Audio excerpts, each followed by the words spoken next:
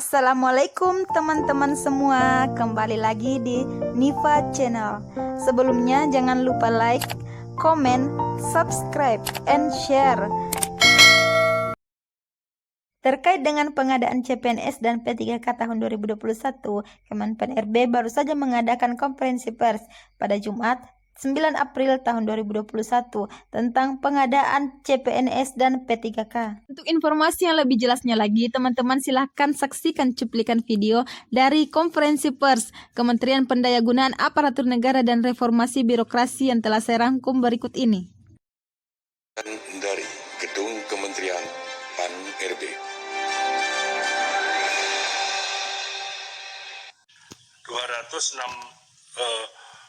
2.616 P3K non-guru dan CPNS sebanyak 119.094. Ini beberapa tahapan-tahapannya. Berikutnya, jabatan dengan alokasi penetapan kebutuhan terbanyak tahun 2021 bagi pemerintah kabupaten kota adalah jabatan guru.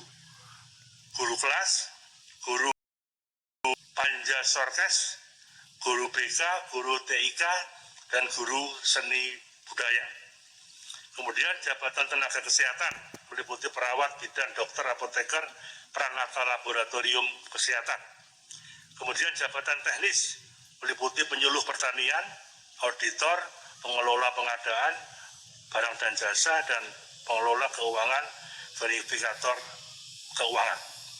Secara prinsip arahan Bapak Presiden memang lebih banyak kita fokuskan menerima pegawai yang bisa langsung terjun ke lapangan dan mengurangi penerimaan pegawai administrasi yang hanya duduk di belakang meja. Jadi saya kira sudah kita koordinasikan dengan beberapa lembaga instansi seperti Kementerian Pertanian, seperti BKKBN, dan lain-lain sebagainya. Kemudian kalau untuk calon guru, memang seperti disampaikan oleh Pak Menteri tadi, ada kira-kira untuk 34 provinsi itu ada kira-kira 128.656 formasi. Kemudian untuk kabupaten kota, pemerintah kabupaten kota yang mengusulkan ada sekitar 418.370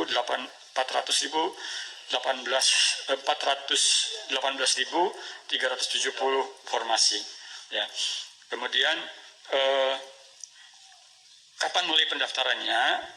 Pendaftaran akan dimulai bulan Juni sampai Mei sampai dengan Juni. Jadi nanti dilakukan seleksi tahap 1 itu di bulan Agustus.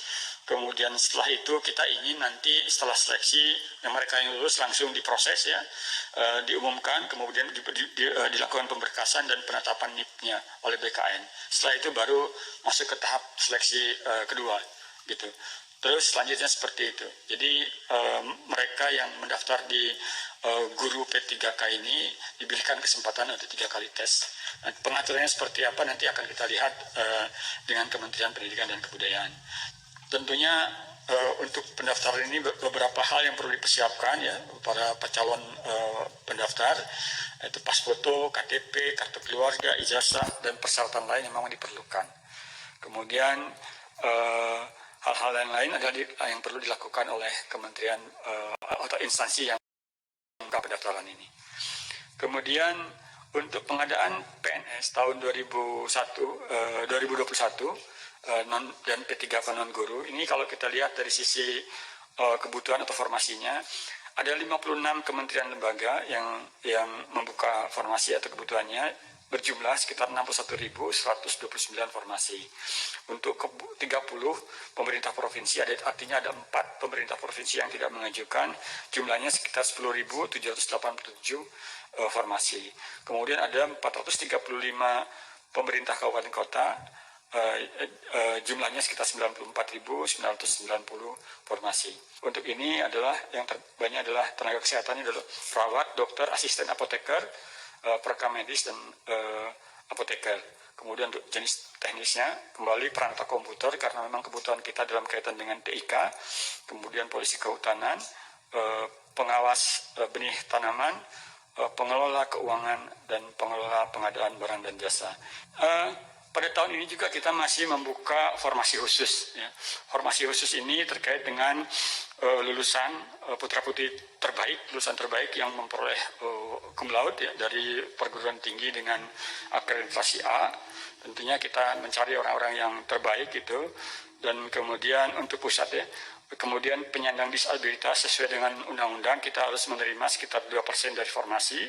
Kemudian diaspora, ini juga tergantung nanti masing-masing instansi apakah memang memerlukan diaspora. Kemudian putra-putri Papua Barat, saya kira ini setiap tahun kita buka untuk mereka.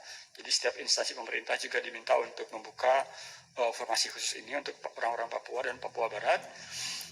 Kemudian formasi lain yang khusus yang kita tentukan kemudian sesuai dengan nilai strategis kebutuhan itu. Oke, yang pertama adalah untuk guru, untuk formasi guru P3K itu saya kira pendaftaran di luar mereka yang tidak terdaftar di data Dapodik itu tidak diterima. Artinya khusus untuk mereka yang terdaftar di data Dapodik. Ya, itu yang saya kira yang dilakukan untuk P3K. Tetapi P3K juga di luar guru ini juga dibuka untuk jabatan-jabatan lain. Ada sekitar 70.000 guru tenaga P3K yang dibuka ya, atau 21.000 yang tenaga P3K yang dibuka itu berbagai jabatan. Silakan kalau memenuhi syarat untuk itu silakan bisa masuk ke situ ya. Untuk ini satu lagi barangkali ya